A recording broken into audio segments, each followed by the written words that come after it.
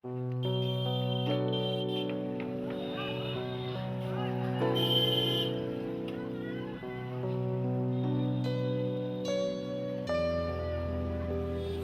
की हवा ऐसी थी कि शहर के अंदर हम कपड़े धो करके जब सुखाते थे बाहर, तो शाम को जो सफ़ेद कपड़े होते थे वो काले उठाते थे। कोयले की भट्टी पहले हुआ करती थी, उससे फेफड़े खराब होते थे, सांस की बीमारी होती थी। कोयले की भट्टी में नुकसान ज़्यादा थी। It was all on coal. If you enter this factory, there will be dust all around. It will be black smoke, and the workers will be. It's difficult to imagine and tell you, but it was really bad at that stage.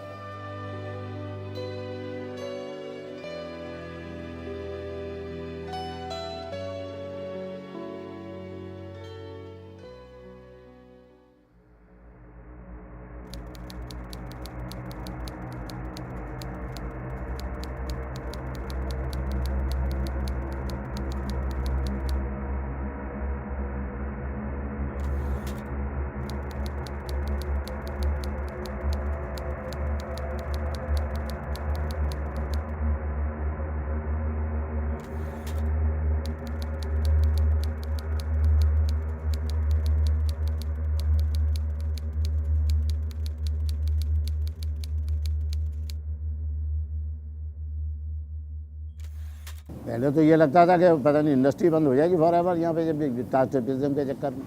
तो हम लोग देखने भी गए थे कि जो टाइपिज्म zone से बाहर है, मैंने वहाँ चलाएंगे कोयले से। It seemed like the end of a 100-year-old legacy that Islam had inherited from his grandfather, his bangle factory. The Supreme Court order was clear. It had directed 292 industries in the vicinity of the Taj Mahal to either switch from coal to natural gas or relocate or else shut down. But then the question was, where was the technology for a gas-based furnace? भाई उसका तो एक chaos था, India भर में कोई भी pot furnace gas की थी नहीं, तो टेक्नोलॉजी की सबसे ज़्यादा परेशानी तो क्या होगा क्या। Nobody in Firozabad had any clue.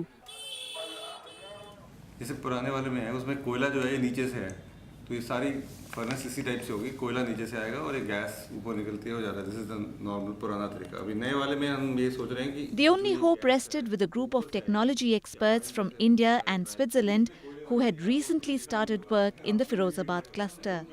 As part of a long-term partnership between TERI and the Swiss Agency for Development and Cooperation, or SDC, they were looking to improve energy efficiency in small and medium enterprises in India. But the Firozabad Bangle cluster presented a unique challenge. First of all, the most difficult phase was for the entrepreneurs here because they were used to working on coal kind of furnaces which are on coal, traditional furnaces. We have to provide a solution which has to be on gas. But then there were no gas-based solutions available anywhere in the world, let alone in India. These bangles are made only in India. Nobody else makes these bangles. A big part of my work was to try to identify potential specialized consultants. So we entered in touch with the British Glass Association. There were so many components, so in all we had more than 5 different kind of people coming from UK. So this took us, I would say, at least 1 to 2 years to find the people and to really set it up. The next challenge was to find a demonstration site. A series of discussions with the Glass Entrepreneurs Association narrowed upon Express Glass Works. Its owner Islam Khan seemed to be the only entrepreneur willing to put in time and resources in facilitating a new technology.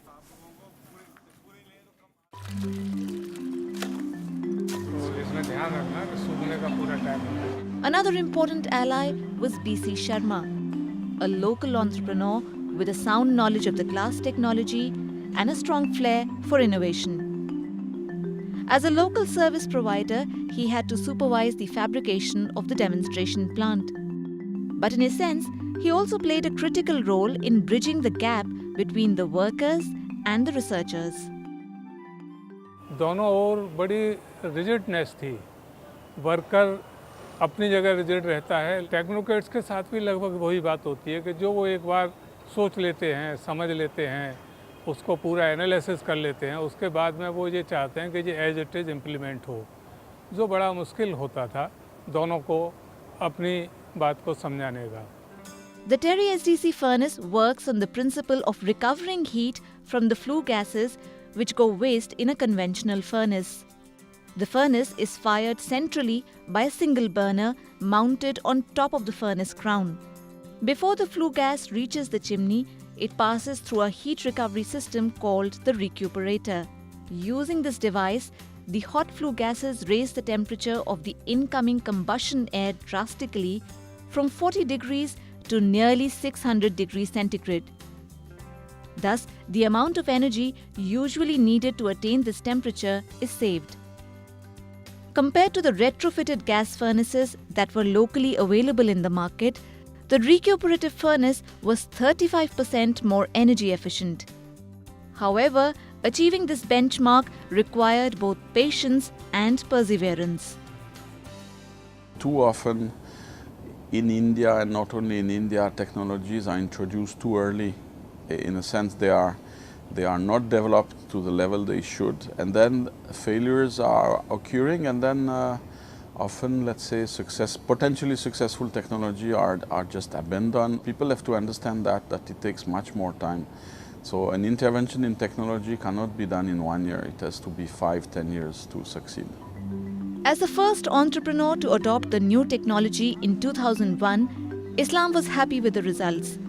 Evident in the high efficiency of the furnace, a quick payback period of 1 year, and the disappearance of smoke and soot from his factory. In fact, the furnace continues to be fully operational even today, more than a decade down the line. But for Terry and SDC, the phase after the commissioning of the first furnace turned out to be tougher. The cluster still preferred the cheaper option of the retrofitted furnace. See, when the furnace was commissioned, it was not a smooth sailing at all. There were problems, there were hiccups. It took a few months. But after this whole thing was smoothened out, even then people were not really coming forward. Major issue was actually people used to think that the cost is very high. Most entrepreneurs wanted to wait and watch. However, in 2005 came a major push when the price of natural gas escalated sharply.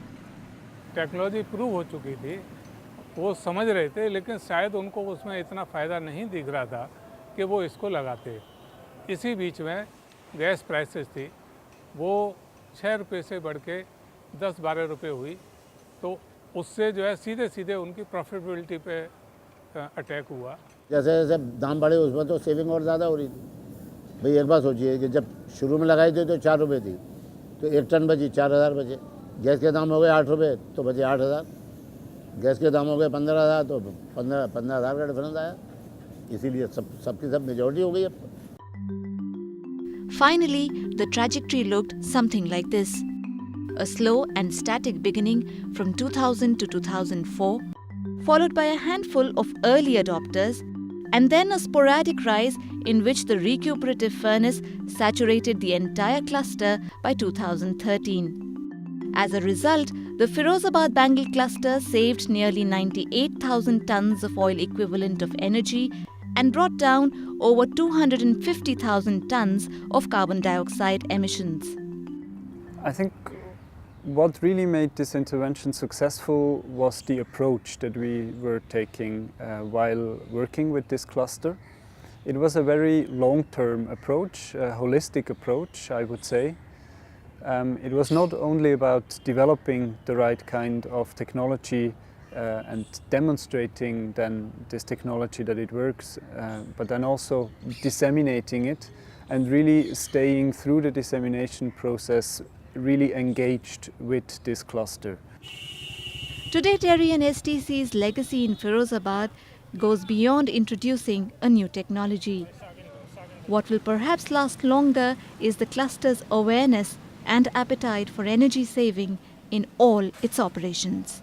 देखिए पहले तो हम लोग जानते नहीं थे energy saving क्या होती है। जब से इसमें इन्होंने लगाया रिक्यूपरेटर सिस्टम, रीहीटिंग सिस्टम, उससे 30% की फर्नेस में गैस की बचत हुई है, जो देश की बचत है, हमारे लिए खुद की बचत है, कस्टमर की भी बचत है। इस सेविंग से काफ़ी बड़ा फर्क आया है।